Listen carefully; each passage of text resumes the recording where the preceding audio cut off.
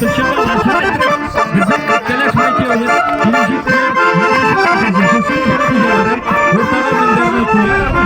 Şuşu Mender'e ön ayaktan basıyor. Şuşu ilgizine kırılır. Hem Şuşu böyle ehli bulup sana başarılı kurulmasıyla. Şu vakire eyle göz. Hürmet Deliyanur Hanım. Bunlar mı ortaya koyuyoruz öyle. Bismillahirrahmanirrahim. Ön ayaktan da çiğ hazır. Kamile. Şuşu yurt kuyunu geçsin. Şuşu yurttan yaş yakışır böyle. Şuşu yurt makinesi. Eyle. Tıklı ayaklarım bile.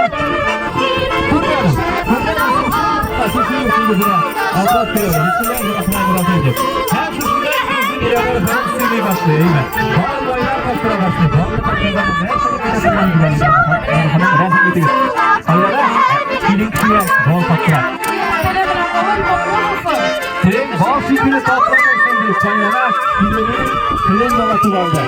Onun da olması sebep değil bu ücretler sahibi. Her o kadar iyi hazır muayet attırlar. Muayet attırdığında da üzerine arası var.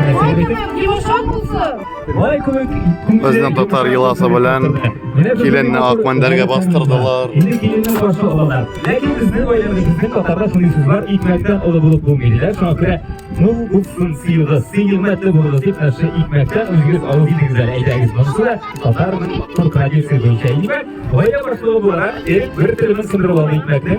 O anda iki göbüle, bir cemaat koyu güzel. Var emirlerde ilginiz bulsun deyip iki göbüle. Hem Siva'da şimşekler bilen birbirinizden. Siva'da eyle güzel güzel. Eyle güzel. Biz alkışlar attırıyor öyle. Alkışlar attırıyor sözüm attırıyor. Eyle Siva'da ne var bizim gençlerimiz. Şimdi Sultan'ın da bir eybir var. İlim şu yurtta kire, şu yurtta kile, lakin o hoş bu bilen kilmeyken cemaat.